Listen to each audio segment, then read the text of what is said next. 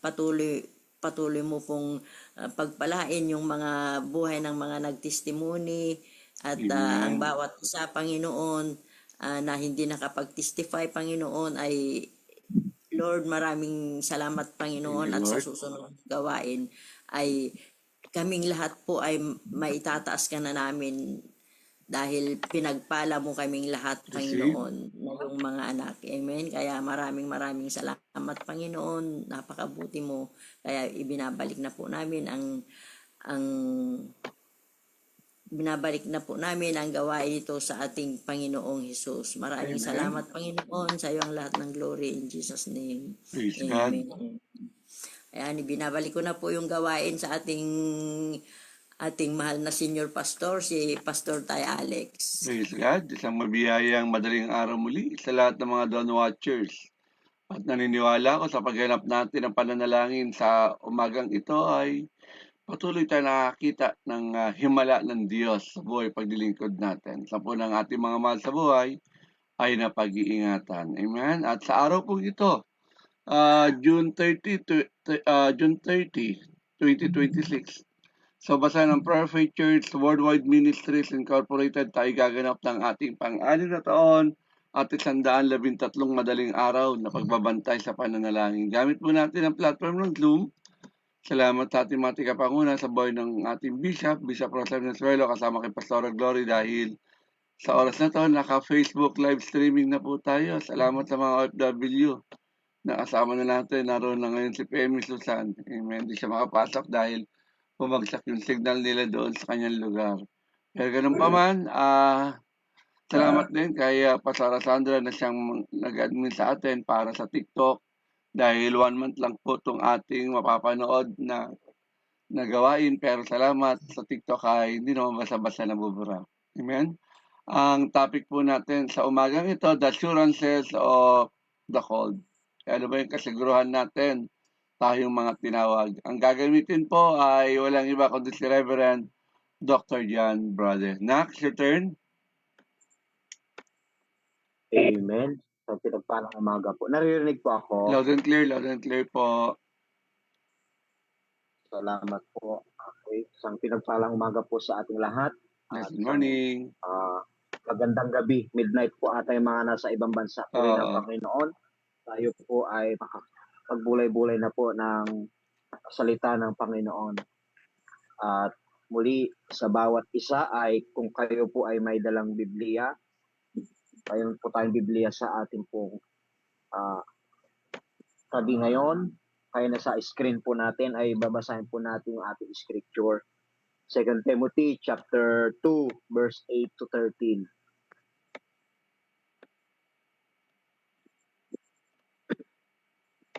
Yan na. Okay. So, yan po sa 8. Basahin po natin sa Tagalog.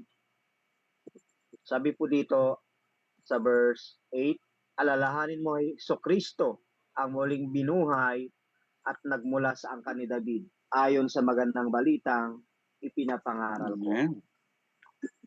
Ito ang dahilan ng aking pagdurusa at pagkagapos na parang isang kriminal. Subalit hindi kailanman maigagapos ang salita ng Diyos. Verse 10, tinitiis ko ang lahat ng bagay alang-alang sa mga hinirang ng Diyos upang magkaroon sila ng kaligtasan at walang hanggang kalwalhatian mula kay Kristo Jesus. Verse 11, totoo ang kasabihan nito, kung tayo'y namatay na kasama si Kristo, mabubuhay din tayong kasama niya. Verse 12, kung tayo'y nagtitiis ng hirap sa mundong ito, maghahari din tayong kapiling niya. Kapag itinakwil natin siya, itatakwil niya rin tayo. Kung tayo man ay hindi tapat, siya ay nanatiling tapat pa rin. Amen, amen. Sapagkat hindi niya maaaring itakwil ang kanyang sarili. Pinagpala po ang salita ng Panginoon. Manalangin po tayo.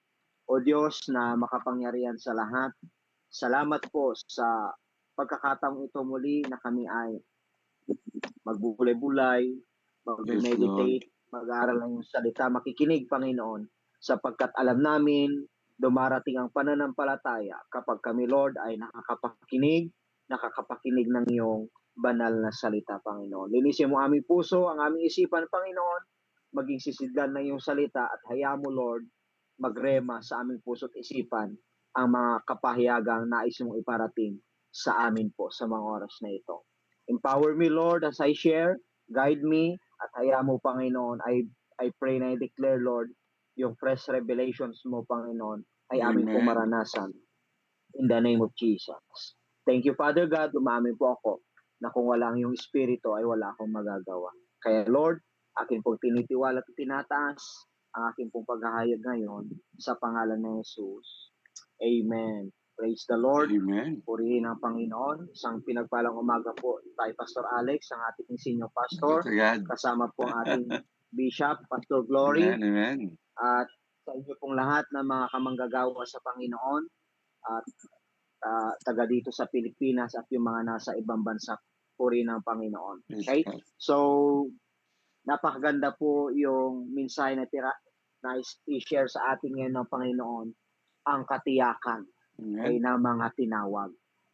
Yan po yung napakaganda. Kasi nga, para malaman natin na ating ginagawang paglilingkod sa harapan ng Panginoon ay hindi nasasayang kay sa harapan ng ating Panginoon. Kaya nga po, alam niyo po, kung titingnan po natin dito sa tagpong ito, okay, excuse po, okay, makikita natin dito na, tandaan po natin, no, death is still the greatest fear of people. Ang kamatayan ay isa itong minsan ay kinakatakutan ng maraming tao. Pero tayo bilang mga anak na nakakilala sa ating Panginoon, hindi natin siya kinakatakutan. Okay? Kaya nga, sabi dito, elderly people want to spend all their wealth just to prolong their lives. Yung mga matatanda na daw po na may kaya, okay, para lang mapahaba yung kanilang buhay, talagang they spend all their resources, okay, para mapahaba yung kanilang buhay. Kaya God has determined man's death. Okay? Kung titingnan natin po no, doon sa Job chapter 14 verse 5, Job chapter 14 verse 5, kung titingnan po natin doon, alam niyo po, death shall come to all. Kaya ang kamatayan talaga ay darating sa ating lahat. Okay? Kaya nga sinasabi dito sa Job chapter 14 verse 5, sinasabi po doon, sabi niya, sa simula pa itinakda na ang kanyang araw, sabi niya, at bilang na rin ang kanyang mga buwan. Sabi niya, nilagyan mo na siya ng hangganan na hindi niya kayang lampasan. Yan po, no? So, given po talaga yan. Kaya nga, physical death will come to all believers. Okay? Sa lahat. Kaya hindi lamang po believers, lahat po. Okay? Darating at darating po talaga yan. Kaya nga, nagugulat ako kagabi, actually, ilang araw po ako nagpe-pray kung ano yung message. Pero dahil kagabi ay naisama ako ni Pastor Donna doon sa Lamay, ako na rin po yung nag-preach. Sabi ko, nagpe-pray ako kagabi pagdating, ano yung message? Pero dito ako dinala ng ating Panginoon. Kaya nga, kung titingnan natin na yung physical death ay talagang darating sa mga tao. Okay? At makikita po natin dan sa John chapter 11, kung babasahin po natin, Jesus called it sleep, natutulog lang. Di ba? Death is a time to rest. Okay? Death is the beginning of eternity. Hallelujah. Okay? Amen. Sa atin po, bilang mga mananampalataya. Di po ba? Kaya nga, believers will enjoy the rewards of their labor. Diyan na natin ngayon mararanasan.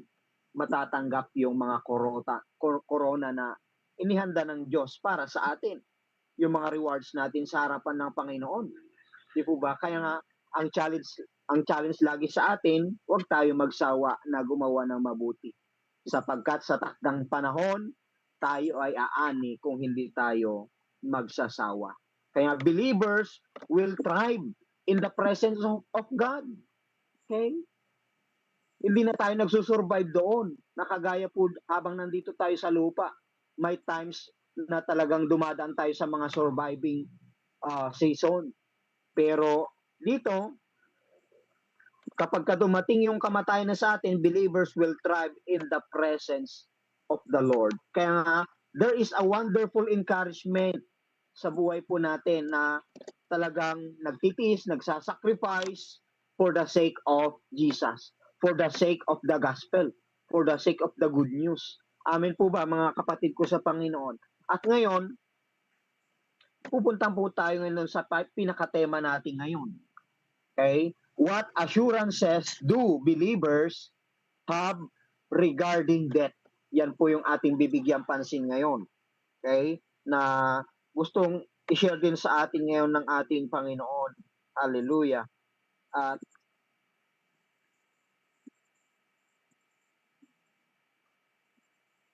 sabi po doon sa NIV, basahin ko po no doon sa verse 11. At yan po doon po natin makikita yung point 1 natin.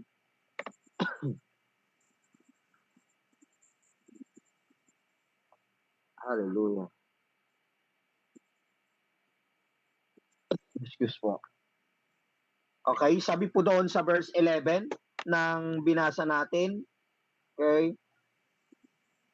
Here, sabi niya sa verse 11. Here, sabi niya, here is a trustworthy saying. Sabi po niya.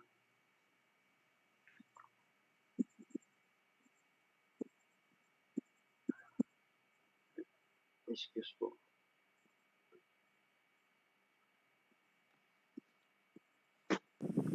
Sabi dito, if we died with Him, sinasabi niya po dito, if we died with Him, we will also live with Him. Nandiyan na po, no? Kaya ang unang puntos po natin, siya na po mismo. If we die with Christ, we will also live with Him. Amen. Okay? Kaya nga, mga kapatid ko sa Panginoon, isa sa bagay na mapapanghawakan po natin yan bilang mga pinili at tinawag ng ating Panginoon. Kaya nga po, ang challenge sa atin na huwag tayong matakot sa ating ginagawang paglilingkod sa harapan ng Panginoon. Okay? Only Christ gives assurance of life after death. Siya lang makakapagbigay niyan. Wala nang iba. Okay? Kaya kung sabi nga ng Biblia, di ba, sumpain ang taong nagtitiwala sa kanyang kapwa. Kasi ang gusto ng Panginoon, siya lamang talaga yung pagtiwalaan natin. Okay? Kaya nga ang sabi niya, the just shall live by faith. The righteous shall live by faith. Kaya tayo bilang mga mananampalataya, until the last breath ng ating buhay, dapat talagang we surrender everything to the Lord. Amen. Na naglilingkod pa rin, nandun pa rin yung sasakripisyo tayo. Kaya nga, other believers have no assurance of eternal destiny. Bakit? Okay? They feel that they need to work for it. Okay? They try to win God's approval. Okay? They effectively do not trust in the work of Christ in the cross. Kabaliktaran ng lahat ng iyon. Kaya nga, mga minamahal kong kapatid sa Panginoon, kaya gusto ng Panginoon, mabuhay tayo para sa Kanya. Kaya sinasabi ni Apostol Pablo, for to me to live is Christ and to die is gain. Okay? And to die is gain. Okay? Kapakipakinabang yung buhay natin. Amen. Kaya nga sinasabi ni Apostol Pablo, gusto niya nang mamatay matapos na yung kanyang paghihirap. Pero hindi. Kasi may layunin pa ang Diyos para sa kanya. Same with us, mga minamahal kong kapatid sa harapan ng ating Panginoon. Okay? Bakit tayo pinapalakas ng Panginoon, pinapagaling ng Panginoon, pinagpapala ng Panginoon? May purpose ang Panginoon. Mas lalo pa tayong maglingkod, mamuhay para sa Kanya. Amen po ba, mga kapatid ko sa Panginoon? Christ offers the greatest reward. No-offer niya sa atin, ano yon? To live eternally with God.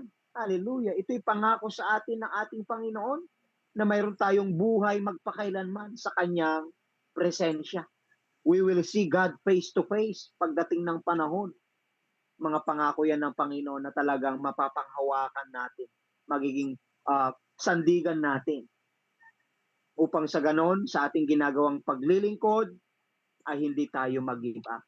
Hindi tayo magsasawa. Amen. Amen po ba, mga minamahal kong kapatid sa Panginoon? Amen. Nandito na tayo. Inumpisahan na natin.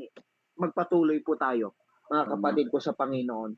Life started when we have Jesus in our lives. Amin po ba? Nag-uumpisa ang ating buhay kay mayroon ng Kristo sa ating buhay. Parang sa buhay ko dati na walang Kristo, walang pagkakilala sa ating Panginoon, parang walang kwenta. Pero nung tinanggap ko na si Jesus bilang Panginoon at sarili kong tagapagligtas, nagkakwenta na yung buhay ko, nabago na yung buhay ko. Okay? At hindi lang nabago yung buhay ko, hindi lang na-transform yung buhay ko, kundi ginagamit na ng ating Panginoon. Kahit bulol, kahit tumatalsik din yung laway, okay? Pero sa biyaya ng Panginoon, ipinapahayag ang salita ng Panginoon sa mga kapulisan, sa mga government officials, sa mga nasa kulungan, sa mga drug dependents. Di po ba? Nagagamit na tayo ng ating Panginoon. Hallelujah. Purihin ang Panginoon sa kanyang kalwalatian. Kaya in Him was life. Sa Kanya may buhay. Amen po ba? He is life. Siya yung buhay po natin.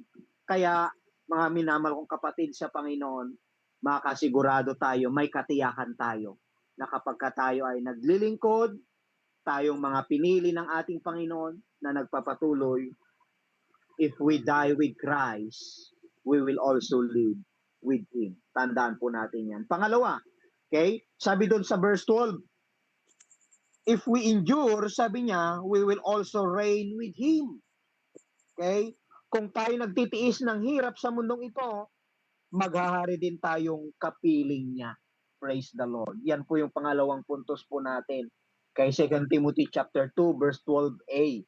If we endure with Christ, we will also reign with Him. God is a God of rewards. Alam po natin yan, mga kapatid ko sa Panginoon. Kung ano yung ating itinanim, yun din yung ating anihin. Yun yung prinsipyo ng Biblia eh. Di po ba kaya nga, He will reward us according to our deeds. Kung ano yung ginagawa natin. Kaya huwag tayong magsawa na gumawa ng mabuti. Anong sabi ng second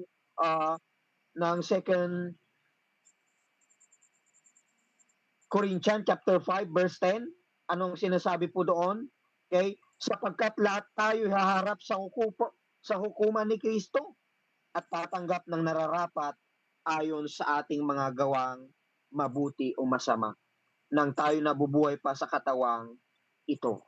Kaya isa po yan sa mapapanghawakan po natin, mga kapatid ko sa harapan ng Panginoon, that kung ano yung ating ginawa, He will reward us. Okay? Those who endure with Christ will reign with Him. Anong sabi ng Revelations chapter 20 verse 4? Ang ganda po yung scripture na ito eh. Sa Pahayag chapter 20 verse 4, ang sabi doon, at nakakita ako ng mga trono at ng mga nakaupo doon ay binigyan ng karapatang humatol. Nakita ko rin ang mga kaluluwa ng mga taong pinugutan dahil sa pagpapatotoo tungkol kay Jesus. At sa pagpapahayag ng salita ng Diyos, hindi sila sumamba sa halimaw ni sa larawan nito, ni tumanggap man ng tatak ng halimaw sa kanilang mga noo o kamay. Sila'y nabuhay at nagharing kasama ni Kristo sa loob ng 1,000 taon. Praise the Lord. Hallelujah. Kaya nga, praise the Lord.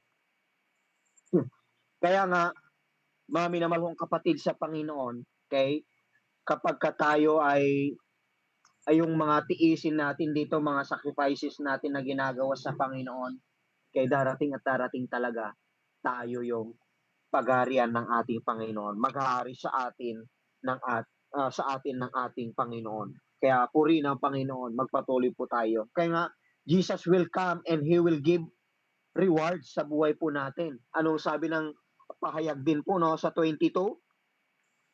Chapter 22 verse 12. Ang sabi po doon, at sinabi ni Jesus, sabi niya, makinig kayo, darating na ako, dala ko ang mga gantimpalang ibibigay sa bawat isa ayon sa kanyang ginawa. Okay? Ako ang Alpha at ang Omega, ang una at ang huli, ang simula at ang wakas. Kaya nga, mga minamahal kong kapatid sa Panginoon, Kay yamang natutunan na natin magtiwala sa Panginoon, manampalataya, maglingkod, patuloy tayong inihahanda ng Lord, kay magpatuloy po tayo. Kay do not be satisfied with just escaping the fires of hell. Di tayo dapat na okay na nasa satisfied doon na hindi na ako kandidato doon sa hell, doon sa fire of hell. Hindi lamang po dapat yon na talagang makatakas tayo doon, kundi dapat ang hangarin natin ay tayo pagharian ng ating Panginoon at makatanggap ng kanyang rewards. Work now on gaining eternal rewards. Kaya patuloy tayo na magtanim sa harapan ng Panginoon. Okay? At maglingkod tayo dahil yung rewards natin ay inihanda ng Panginoon at talagang ibibigay yan ng Panginoon sa atin bilang mga naglilingkod, bilang kanyang mga tinawag. Okay? Ngayon po, pangatlo, okay? Ang sabi doon sa B ng binasa po natin, sa 12, sabi niya, if we endure, we will also reign with Him. If we disown Him, He will also disown us. Grabe, no? Okay, kaya ang pangatlong puntos po natin ngayon na share sa atin ng Panginoon, if we acknowledge Christ, He will also acknowledge us. Hallelujah. Kaya kung nire-recognize natin, kinikilala natin ang Panginoon, kikilalanin din natin siya. Okay? Kaya nga sabi nga ng Lord, ang encouragement niya sa atin, huwag tayong mahiya. Diba? Na ipangalandakan, ipagsigawan sa maraming taong ating pananampalataya, ang ating pagkakilala sa harapan ng Panginoon. Kaya kahit natutukan ka na ng baril sa likod mo, pipiliin mo pa rin dapat si Kristo. Amin po ba? I-acknowledge mo pa rin dapat, kikilalanin pa rin natin dapat si Kristo sa buhay po natin. Okay, can Christ count on us, kapatid? Okay, do we make Jesus known sa buhay po natin? Yan po yung mga katanungan eh. Kaya nga, ang sabi ng Matthew chapter 10, verse 31 to 32 to 33, basahin po natin doon, no? Okay, Matthew chapter 10,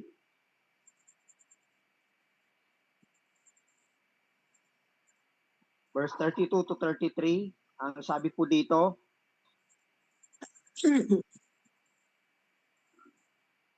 ang sabi niya dito, ang sino mang kumikilala sa akin sa harapan ng mga tao ay kikilalanin ko rin naman sa harapan ng aking amang nasa langit.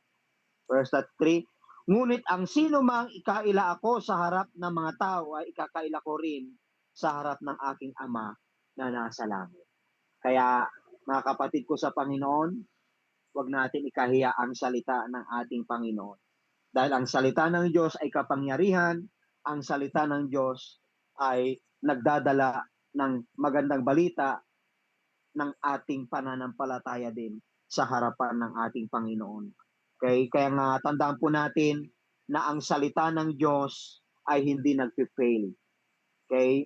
Believers find certainty in God's character and promises. Talagang hindi yan nasisira, hindi yan nabe-break, kundi yan ay talagang pangako ng Panginoon. Kung anong sinabi niya, gagawin niya po yun. Okay? Kaya nga, the witness of the Holy Spirit na sinasabi natin, yung magkakaroon tayo ng inward conviction that one is a child of God leading to a transformed life at talagang ipapakita natin yung spiritual na bunga ng ating pananampalataya sa harapan ng Panginoon. That someday, Lord, ito po yung aking naakay, ang aking mga mahal sa buhay, ang mga taong inilapit ko sa iyong paanan. Di po ba? Kaya huwag tayo magsawa, kapatid, na ibahagi ang salita ng Panginoon. Okay? Kasi yung tinapos ni Jesus Christ, yung Christ finished work, assurance is ultimately anchored in the perfect sacrifice of Jesus Christ, His blood atonement, and His continuous intercession. Okay? Isang bagay po yan na mapapanghawakan po natin. According to Romans chapter 8, okay, inassure niya yung mga mananampalataya that nothing can separate us from God's love, securing our ultimate salvation. Hallelujah. Kaya patuloy lang natin i-acknowledge ang ating Panginoon. Amen po ba mga kapatid ko sa Panginoon? Okay? Isa po yan sa ebidensya ng ating uh, pananampalataya, yung pagliligtas sa atin ng ating Panginoon. Yung eternal security ay mahahanap lang natin, matatagpuan lang natin sa ating Panginoon. If we acknowledge Him bilang Panginoon at sarili natin tagapagligtas. Kaya nga, isang napakalagang paalala sa atin ito mga minamahal kong kapatid sa Panginoon na talagang yung ating pananampalataya ay nangungusap, nagsasalita. Okay? Paano yon? Nagkakaroon tayo ng action, nagkakaroon tayo ng ginagawa. Okay? To speak the same thing, to agree with God about Jesus is. Okay?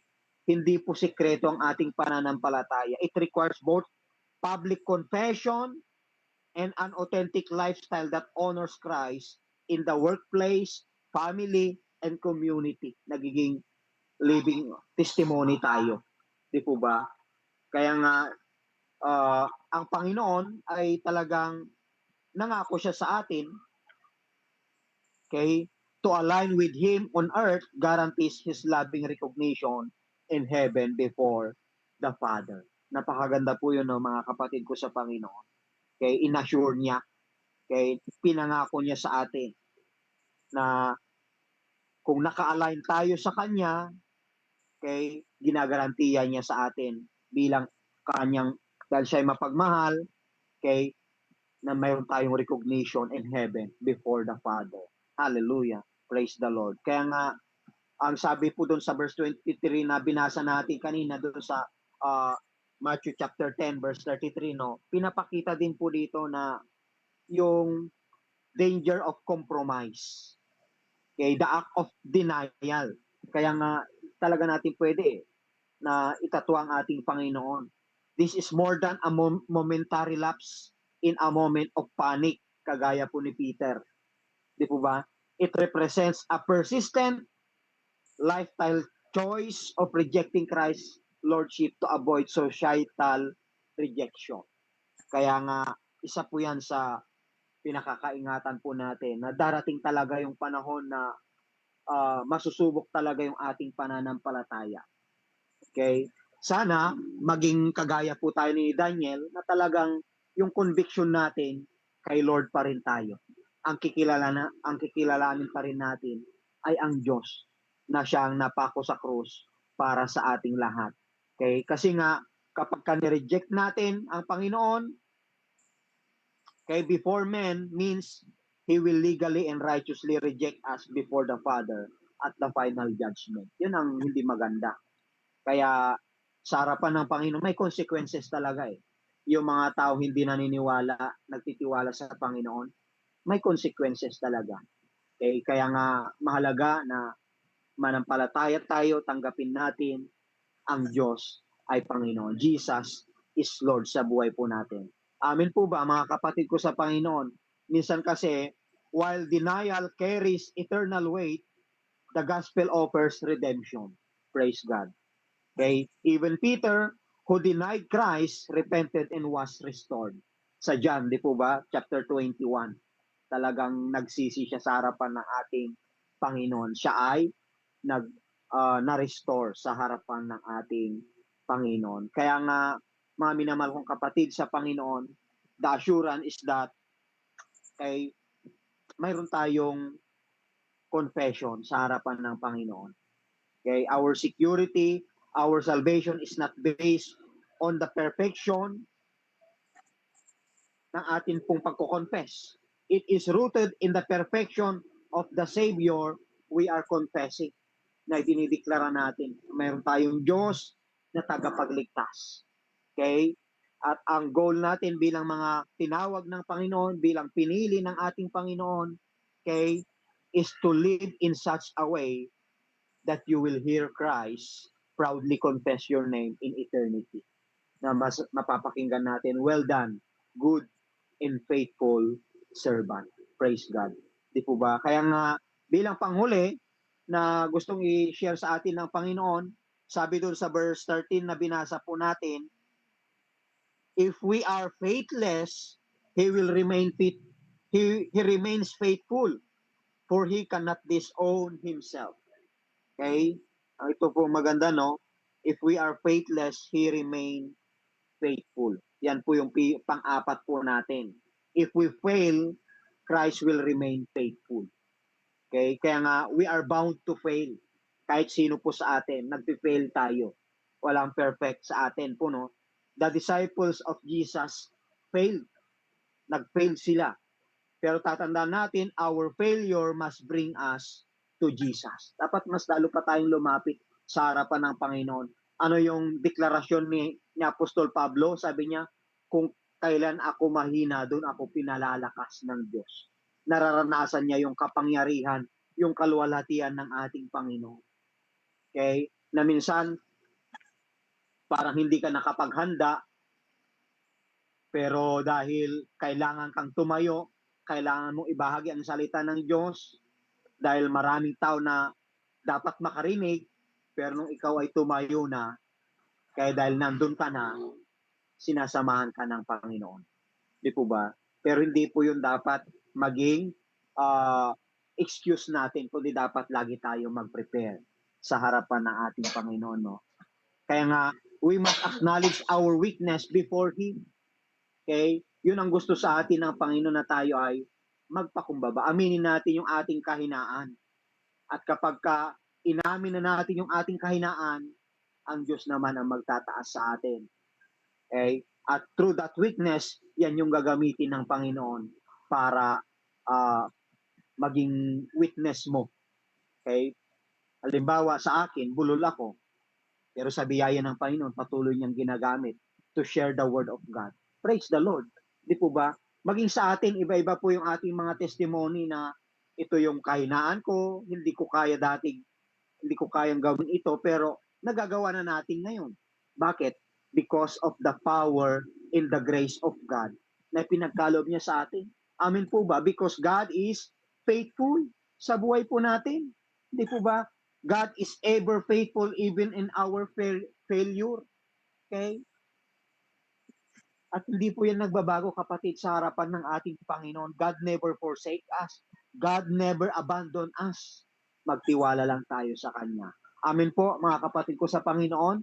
You need to keep on trusting the Lord. Panatilihin natin nagtitiwala at umaasa sa ating Panginoon. Dahil anong sabi ni Apostol Pablo sa Philippians chapter 1 verse 6? He will complete the work He began in you, in us. Hallelujah. Kaya mga minamahal kong kapatid, bilang pangwawakas, tandaan po natin yung apat na shinare sa atin ngayon ng Panginoon. That assurances do believers have regarding death sa buhay po natin. Hindi natin yan makakaila.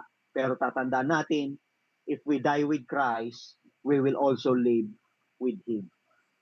If we endure with Christ, okay, nagsasakripisyo tayo, may kasamang sakripisyo ngayon, may kasamang tiisin ngayon, pero someday, we will reign also with Him.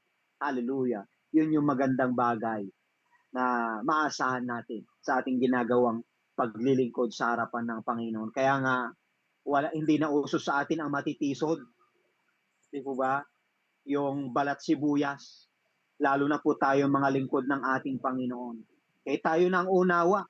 Hindi yung tayo pa yung inuunawa. Di po ba? Kaya nga pangatlo, if we acknowledge Christ, He will also acknowledge us. Praise the Lord. Kaya sabi niya, if we disown Him, He will also disown us. Yun ang yung mahirap. Kaya nga, dapat consistent tayo. Persistent tayo doon sa bagay na ito. Na kahit ano mang mangyari, kay Lord pa rin ako maglilingkod. Amin po ba?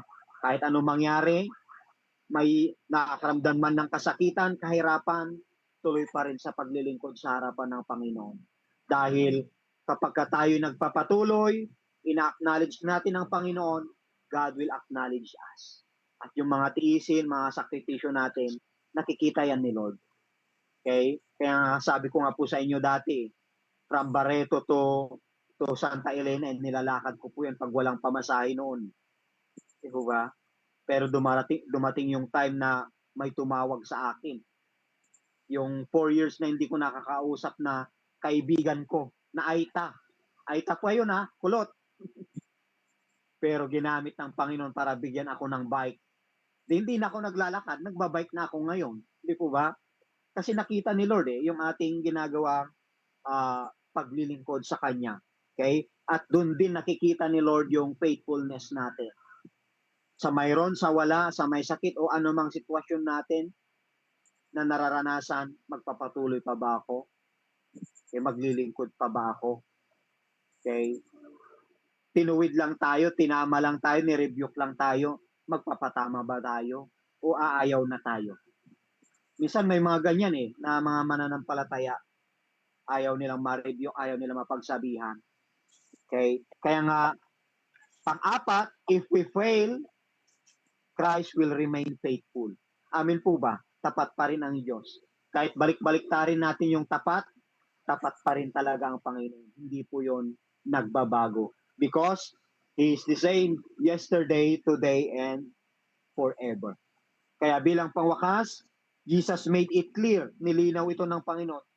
Those who lose their lives for Him, for the gospel, will find Him. Yun ang maganda po, no? Okay? Nililinaw po yan ng Panginoon. Those who lose their lives for Him, for the gospel, will find Him. Anong sabi ng Mark chapter 8 verse 35?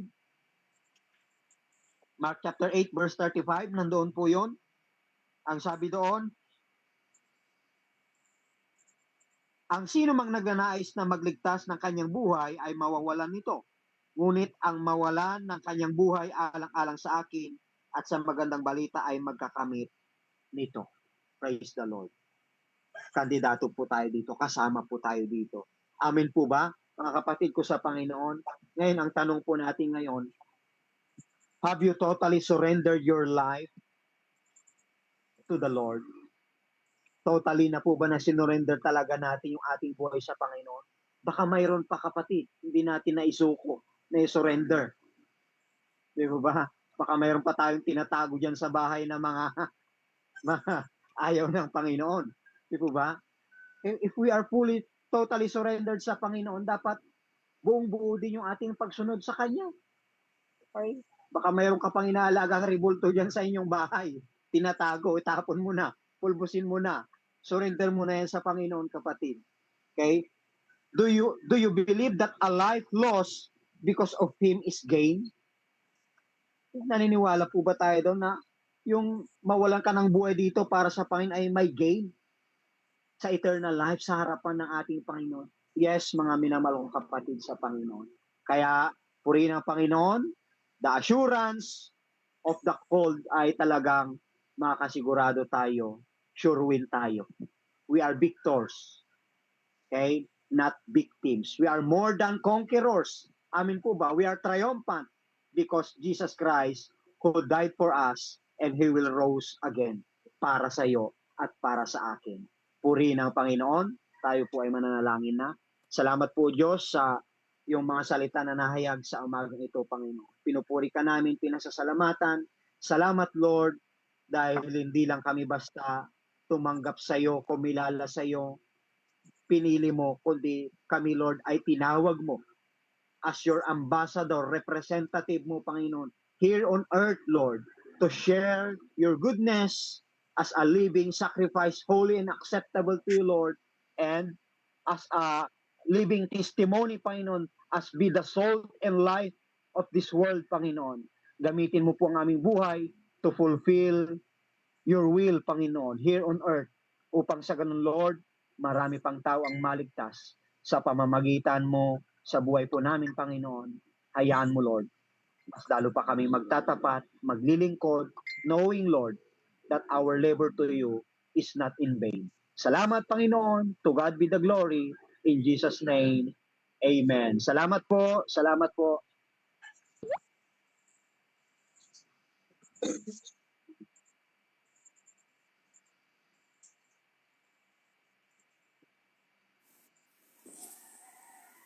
Amen, amen.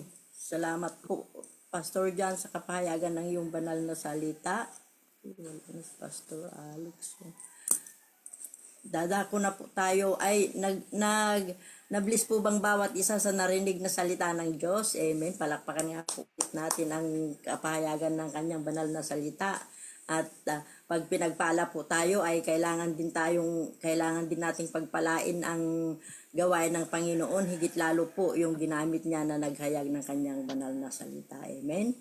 Tayo na po dadako sa pagbibigay. Alam na po natin kung saan po natin isisend yung ating mga ibibigay, ating ipagkakalob sa Panginoon. Sa number GCash po ng ating senior pastor Alex Nosuelo. Amen. Hawakan na po natin yung ating ibibigay at ipagkakalob sa Panginoon at ipanalangin na po natin. Aming Ama sa langit, Lord Jesus, maraming salamat, Panginoon, sa aming ipagkakalob sa iyo, Panginoon. Naway na pagpala po ang bawat isa sa narinig na yung kapahayagan, Panginoon, at magrima sa aming mga puso't isipan, Panginoon. At Lord, yung mga ibibigay po namin, Panginoon, Lord, pagpalain mo pa po kami ng lubos-lubos na pagpapala para magamit sa yung kapurihan at sa naghayag ng iyong banal na salita, Panginoon. Kung ito man po ay para sa promotion, para sa kagalingan, para sa financial